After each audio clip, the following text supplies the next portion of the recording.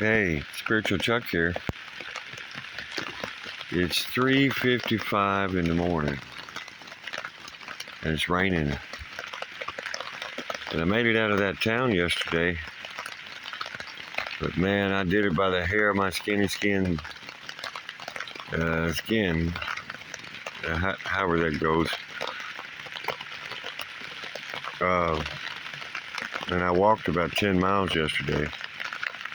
But I walked right out of that town, and I think I got about 5 miles out of town. I found a place. Got so lucky. Little bitty patch of woods, and I walked around in the woods for quite a while with my RF meter, and I finally found one spot that was like the lowest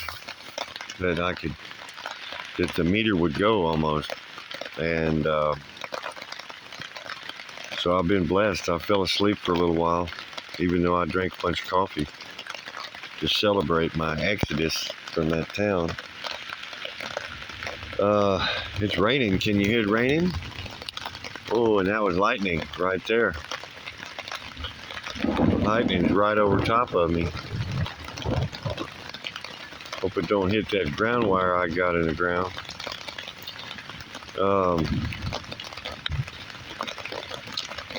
Anywho, I had a great day yesterday. I got to talk to Andre and made a little video about him. Then after I talked to Andre, he gave me good directions and got me out of town. And but on the way out of town, I'm walking down the highway, and this young lady, she's in the center lane, and she rolls her window down. She says, "Are you hungry?" And I learned not to say no to people when they ask me that. I used to say yes or no, I'm not hungry, and now I just say yes a little bit. And she put her flashers on, got out of the car with a full pizza in her hand. Gave me a full pizza. It wasn't hot, but it was a full pizza. And I'm like, man, what do you do? And I proudly displayed my pizza in front of all the traffic, and got to walking, and I went, man, where am I going to go with this pizza? And there was McDonald's right there. And I said, you know what, I got to pee. And so I headed towards the McDonald's. Let me give you tips and tricks for homeless people. If you have a poncho, and they already know this, but because homeless people are smart, regardless of what people think about them, they're smart, and they're always looking out for ways to do things, what's going on, and they're aware of a lot of things. And I'm fixing to give you a good example. But if you have a poncho and you have one of those big neck bottles, like a Gatorade bottle, and you're a man, you can put that poncho on and nobody will know it, and you can take a pee right there sitting in front of Lowe's, like I did about 3 times today. Because I tried to go around back once, and there was really no cover, but I was peeing my pants, practically, so I really was peeing my pants. It's like, ever since I drank that Mexican soda, I don't know what it is about those Jarritos, Jarritos, Jarritos, or however you pronounce them, and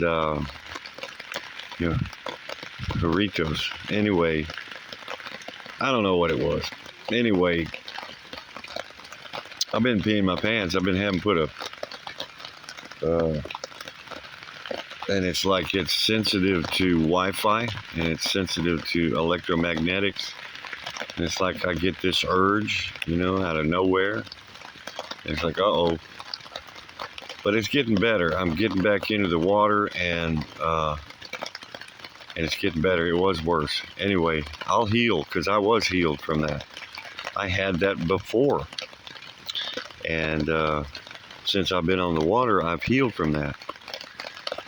Anyway, it's a good way to take a pee without anybody watching. Now, I don't know how a girl's going to do it, but she could probably figure it out if she had to, with the poncho in front of everybody, you know.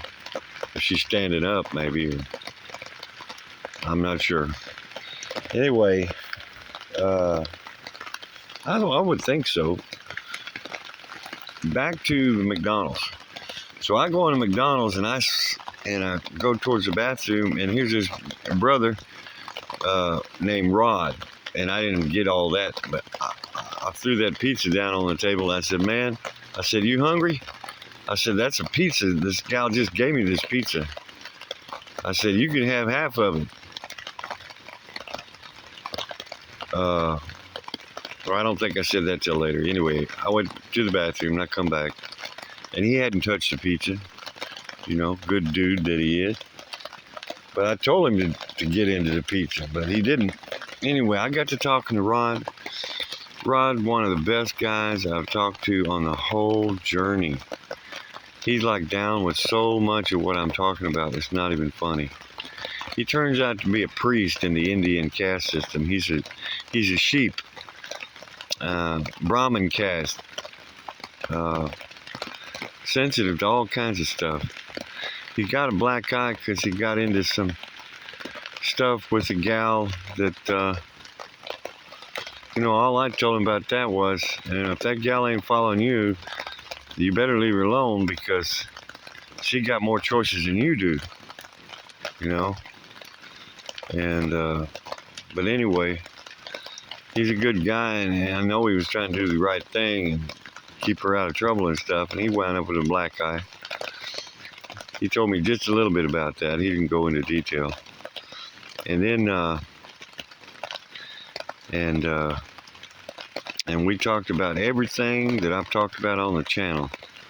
Showed him the books, showed him J.W. Armstrong, Harry Matadine, John Callis and the Wild Plants, all the books I've got. He's down with all of it. I told him what I want to do, start a meditation retreat facility, ranch, whatever you want to call it. I'll talk about that later. I've got a video I want to upload on that. Anyway, I just got a big shout out to Rod. Give him a big old hug. Told him I loved him, man. I love you, brother. You all right, and you're gonna know what to do. He's been kind of in limbo in this town, and you know, he's enlightened, but he's waiting for the power.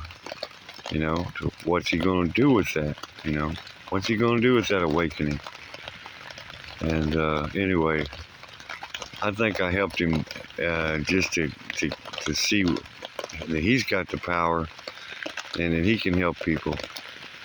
And God bless him. And he had some tears of joy, and I had some tears of joy. This is an African American brother, okay? When I say brother, that's what I mean usually. But I mean, I'm saying brother all the time. But, and he's like my brother, you know. There ain't no doubt about it. I love you. And I just love anybody that's awake is a witness to me that, and anybody that's awake is, I don't know, man. They got a love for mankind that people that aren't awake don't seem to have. I don't know. I don't know how that works, you know. I don't know why I'm the way I am, but I love my fellow man. And I have to, you know, I have to give a shout out, you know, on all this I've learned. And so thank you, Rod. Thank you, Andre. Man, you guys made my day. You really did. And I got out of town just in time. I got my tent set up, got in a good location, better than I was before. I'm not right on the highway. I'm so blessed. And it's raining like cats and dogs right now. And so I'm so grateful. Here comes a train. I am by a train track. But somehow, I don't really mind the trains. This one's pretty close, though, this train track. Listen to this.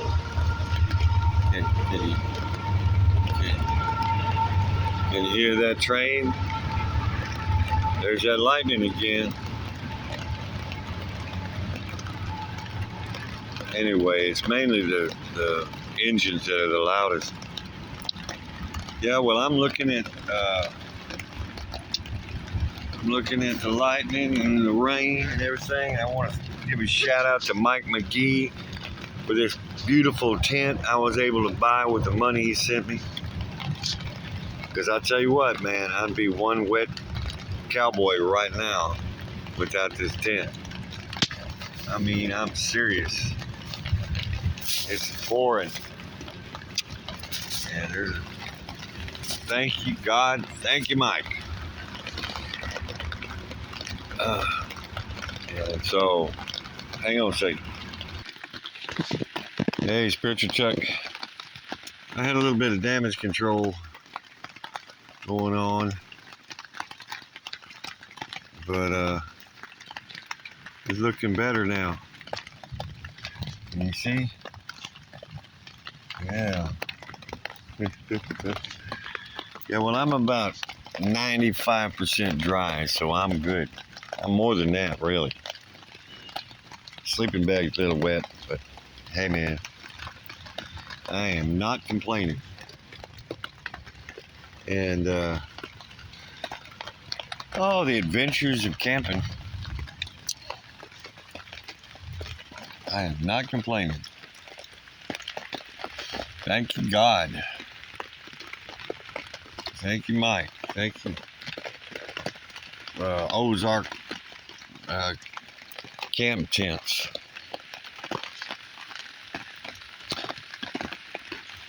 Anyway, Rod was talking about love, and I was too. And I made another video that I'm going to upload that I was talking about love.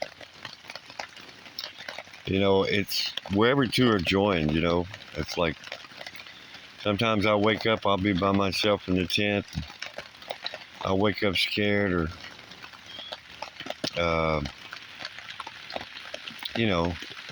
just not happy, or whatever. And it's funny, man. People seem to just brighten me up. I'll get out of the tent and I'll go walking down the highway. Go get me a cup of coffee or something. And it's just amazing. It's just amazing wherever two are joined. Yeshua was really talking straight about it. The more I understand, the more I see, the more I see. Even my past, love is renewing my past. I'm seeing it with new eyes. And it's just like, wow, man.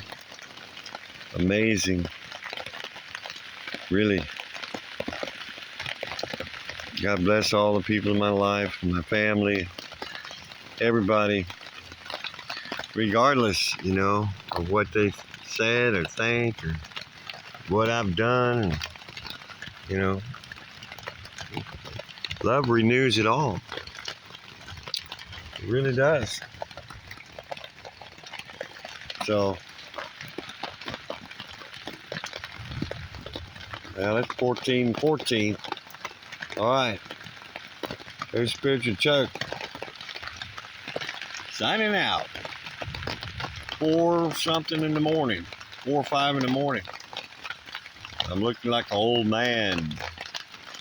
I had bags under my eyes today, man. I was like, what? I didn't get enough sleep. I was in a rough spot. It wasn't, the Wi-Fi was hitting me. Not too bad, but it was getting me. We need some more tips for the homeless people, man.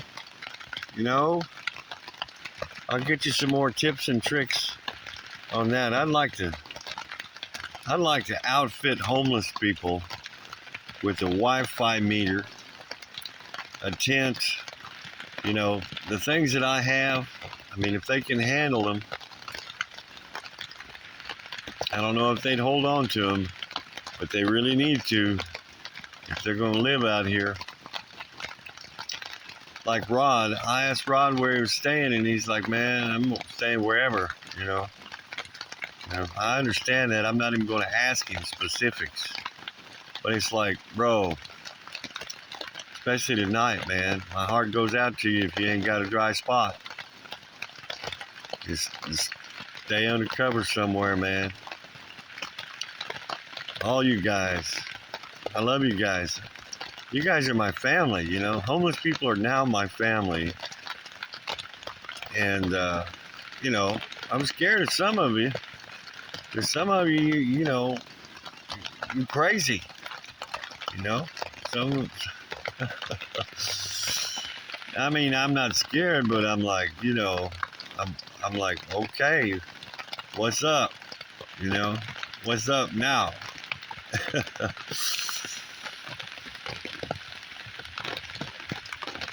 Peace, you guys. Love, light, and what am I saying? Don't be afraid of the dark. Oh, that's what I was talking. I was going to talk about. You know, I talk about the dark a lot. Some people are going to go, well, he's, you know, he worships the darkness and stuff like that. It's like, well, people are going to say whatever they want to say. But what I understand about that is that when I went through the storage unit, in that darkness, okay, I didn't see the light, okay? And the reason I didn't see the light, according to Dan Winter, is because you can't see the ethereal realm through metal. You can't see the, you can't get out of it. You can't make your exodus of consciousness out of a Faraday cage. So you can't be in a Faraday cage to make a conscious exodus or antenna type connection with the ethereal realm if you're in a Faraday cage. Thus, but now I don't know, I don't know how Ramana made connection in the catacombs. And I'm not sure he did. He knew a piece. And he talked a lot like I talked, about, well, maybe he did. But he did it after he got out of the catacombs. You know what I'm saying? Please try and have an open heart to what I'm saying. People can misconstrue things so easily. If you approach me with love and what I'm saying with love, an open heart, you may get what I'm trying to tell you. Or you may get what you need to know from it, You may get the truth out of it. So, it's like, don't worry about what I'm saying. Worry about what you're getting, what you're receiving, what you're understanding,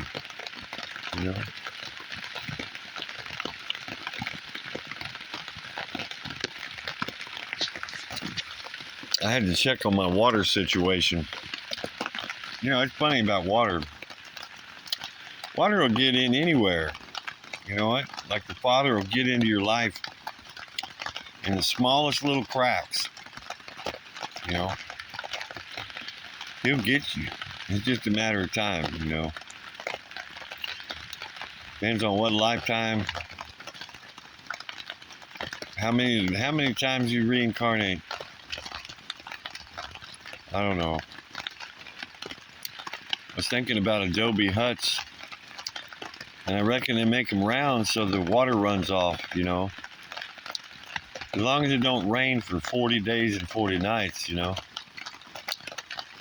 Maybe they stay dry. I'm sure they do. Depends on what kind of mud you use, I guess. I've been to Santa Fe. Beautiful town, beautiful city. A lot of adobe there.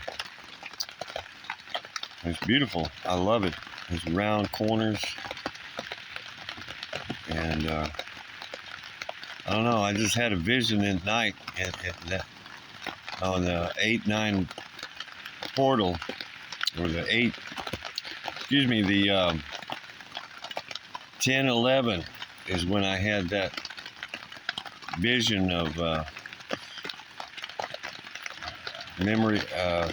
dream of my dog, but also I had a vision of the spiritual retreat and Adobe meditation huts, and got inspired right then. So I don't know, we got to get some Adobe hut professionals, teach us how to build an Adobe hut. Anyway, I think we can make an exodus out of an Adobe hut. I'm not sure. May have to be under the open sky. Remember me guys talking to you about a guy that's been 6 years living under the open sky. He hasn't been under any roof. It's like, wow. I don't know how you do that and stay dry, but a tent, ain't much between a tent and the sky. Okay.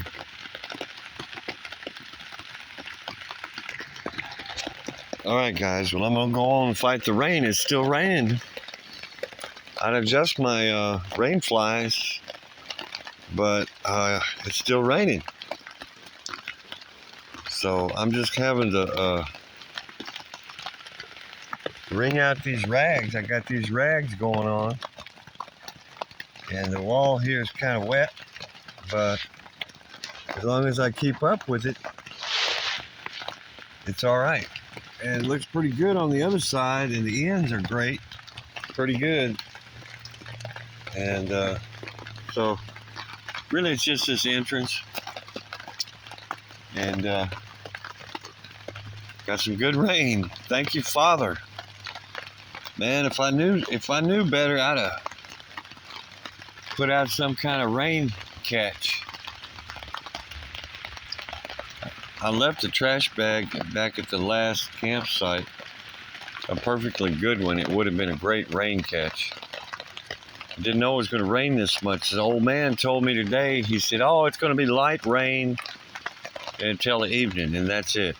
And I'm like, oh, cool. Yeah, well. Oh, well. So much for getting weather forecast off the road, off the street. I think I'm going to make some coffee, guys. I mean, it looks like I'm going to be up for a while. Here's my coffee. And I can make it in a... I keep it in this. It's dry. And it's lightweight. That coffee came in a glass. That's Juan Valdez freeze-dried coffee, in case you want to know. I keep it in that, and I make it in this. I just make my coffee in this, and I got some coconut sugar, and I got some Dave's All the Works. What's he say? It's the Works. It's got everything in it. Organic bagels. I got 3 organic avocados, and I got my coconut sugar. So okay, guys, I love you. We'll talk at you later.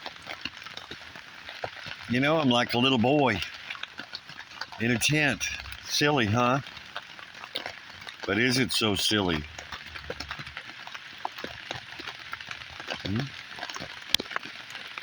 Peace, love, and don't be afraid of the dark. Light.